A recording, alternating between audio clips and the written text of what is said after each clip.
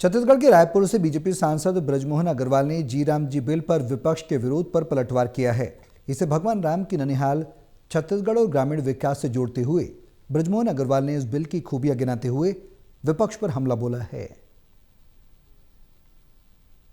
MNREGA bill का नाम बदलकर जी राम जी बिल यानी विकसित भारत ग्रामीण आजीविका जो मिशन के साथ जोड़ा गया है उसमें परिवर्तन किया गया, लेकिन विपक्ष का विरोध है। छत्तीसगढ़ रायपुर से वरिष्ठ बीजेपी सांसद बृजमोहन अग्रवाल इस वक्त हमारे साथ हैं। बृजमोहन अग्रवाल जी, चर्चा में आप भी हिस्सा ले रही हैं और काफी महत्वपूर्ण है ये विधेयक, सरकार ये कह रही है, लेकिन विपक्ष ने नाम बदलने को लेकर ऐतराज जताया है। देखिए, गांधी जी की आत्मा में प्रभु राम बसते थे और अगर बोलते हैं ना कि भगवान जो चाहते हैं वो करवा लेते हैं, और इसलिए ऑटोमेटिक इसका नाम विकसित भारत जी राम जी विधेयक हो गया।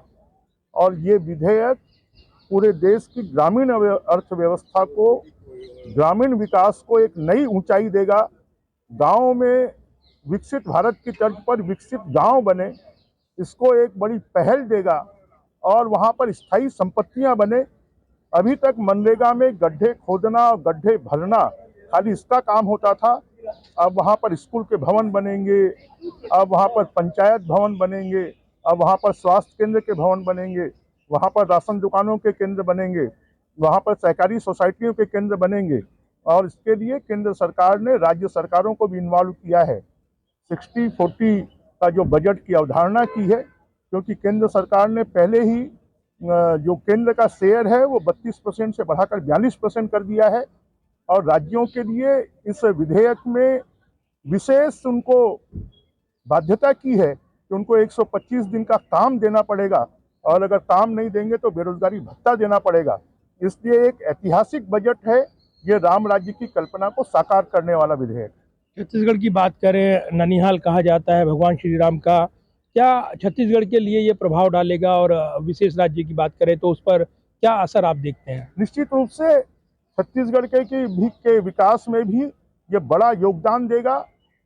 छत्तीसगढ़ प्रभु राम का ननिहाल है, प्रभु राम वहाँ के भांजे हैं, और प्रभु राम के आशीर्वाद से ये जो विकसित भारत रोजगार गारंटी योजना आ रही है, ये छत्तीसगढ़ के विकास में भी महत्वपूर्ण योगदान इसका होगा। अगर विपक्ष के विरोध को देखें, विपक्ष ने ये कहा है कि नाम बदलने से कुछ नहीं होगा। दूसरा, जो फंड राज्य सरकार को लेकर यहाँ पर अनुपात में बांटा गया है, इसको कहा गया है कि देर सबेर ये बंद हो जाएगा जब केंद्र से मदद नहीं मिलेगी। पहले केंद्र सरकार का मनरेगा में 60,000 करोड़ से 80,000 करोड़ मिलता था। अब अगर इसको मिला लेंगे, राज्य सरकार और केंद्र सरकार दोनों का मिलाकर लगभग 1.5 लाख करोड़ रुपए इस देश के गांवों में खर्च होगा, और ये बहुत बड़ी उपलब्धि होगी। और इसके माध्यम से तेजी से गांवों का विकास भी होगा और गांवों से पलायन भी रुकेगा, और साथ में शहरों के आसपास गांव भी विकसित होंगे। धन्यवाद बात करने के लिए। और बृजमोहन अग्रवाल जो इस पूरे विधेयक का विरोध है खासतौर से विपक्ष की ओर से, उस पर पलटवार कर रहे थे। ग्रामीण अर्थव्यवस्था को ये बदलाव लाएगा, उसमें बूस्ट देगा, ये वो दावा कर रहे थे। Pradeep Kumar, total news, Delhi.